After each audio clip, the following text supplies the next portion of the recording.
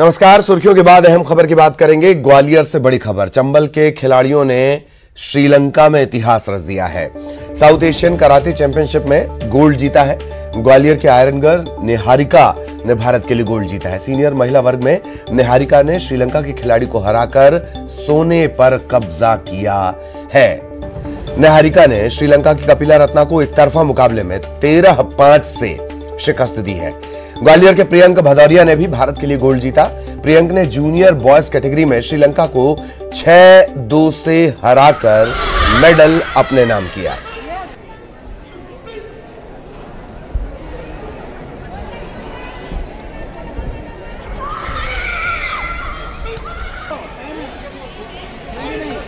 और सहयोगी सुशील इस वक्त हमारे साथ जुड़े हुए हैं। सीधा सुशील के पास आपको लिए चलेंगे। सुशील, ग्वालियर चंबल का जलवा, दबदबा और क्या कुछ विस्तार से जानकारी दें जरा।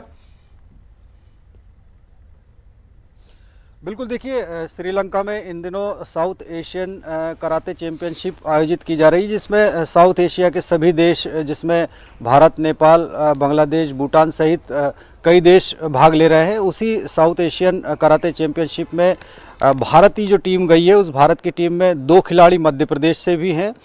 इनमें निहारिका कौरव है जो सीनियर वर्ग में है, सीनियर महिला वर्ग में। दूसरा प्रियंक भदौरिया है जो बॉयज़ कैटेगरी जूनियर में है। श्रीलंका में जो कल रात फाइनल मुकाबला हुआ है महिला वर्ग सीनियर कैटेगरी में, उसमें निहारिका कौरव ने गोल्ड मेडल जीता है भारत के लिए। फाइनल मुकाबले में उसने श्रीलंका की कपिला रत्ने को 13-5 से एक तरफा मुकाबले में हराया और इस जीत के साथ ही निहारिका ने महिला वर्ग का सीनियर जो गोल्ड मेडल है वो जीता है भारत के लिए। उसी के साथ ही जो जूनियर बॉयज़ कैटेगरी में मैच था फाइनल, वो फाइनल मुकाबला भी श्रीलंका और भारत के जो प्रियंक भदौरिया है ग्वालियर के, उनके बीच था। प्रियंक ने इस मुकाबले को 6-2 से जीतकर इतिहास रच दिया है। दोनों ही खिलाड़ियों ने भारत के लिए गोल्ड मेडल जीता है। और बीती रात जो मुकाबले हुए, उन मुकाबलों की जैसे ही खबर ग्वालियर में पहुंची तो खेल प्रेमियों में उत्साह है।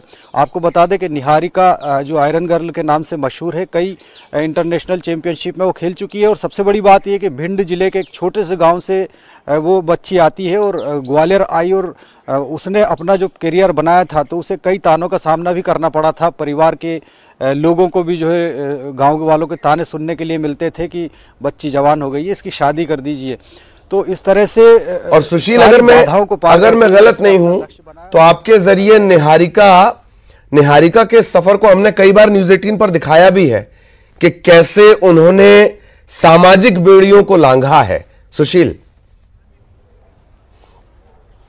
बिल्कुल सही बात। देखिए न्यूज़ 18 ने अगस्त महीने में भी जब वो एशियन चैंपियनशिप खेलने के लिए जा रही थी, तब भी हमने उसके बारे में विस्तार से दिखाया था। उसकी कहानी भी पूरी तरह से दिखाई थी, किस तरह से वो भिंड के गांव से निकलकर ग्वालियर आई, किस तरह से उसके परिवार के लोगों को जब वो 18 साल की हो गई तो ताने सुनने के लिए मिला, क्योंकि उस उम्र में भिंड इलाके में बच्चों की शादियां कर दी जाती थी। लेकिन निहारिका ने अपनी खेल की जिद रखी और यही वजह कि भिंड से उसका परिवार ग्वालियर आया। ग्वालियर में रहने के दौरान उसने ट्रेनिंग ली और वो भारतीय टीम में चयनित हुई। उसके बाद जो है उसने वर्ल्ड चैंपियनशिप खेली, एशियन चैंपियनशिप खेली और अभी साउथ एशियन चैंपियनशिप में कल रात को ही उसने गोल्ड मेडल जीता। तो निश्चित तौर पर एक खुशी की बात है और इससे मोटिवेशन भी मिलेगा ग्वालियर चंबल अंचल में जो लड़कियां लगातार अलग अलग क्षेत्रों में आगे आ रही है। तो इस तरह से जब लगातार कमाल होते जाते हैं तो निश्चित तौर पर सामाजिक बेड़ियां भी टूटती है, परंपराएं भी बदलती है, सामाजिक मान्यता और लोगों की सोच भी बदलती है। इस तरह की बच्चियां जब गोल्ड मेडल जीत के आती है भारत के लिए, तो जो लोग कल तक उसे ताना देते थे,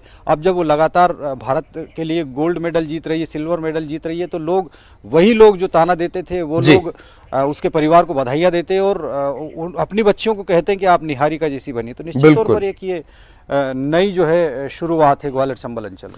बिल्कुल बिल्कुल। और निहारिका के साथ साथ प्रियंक को भी न्यूज़ 18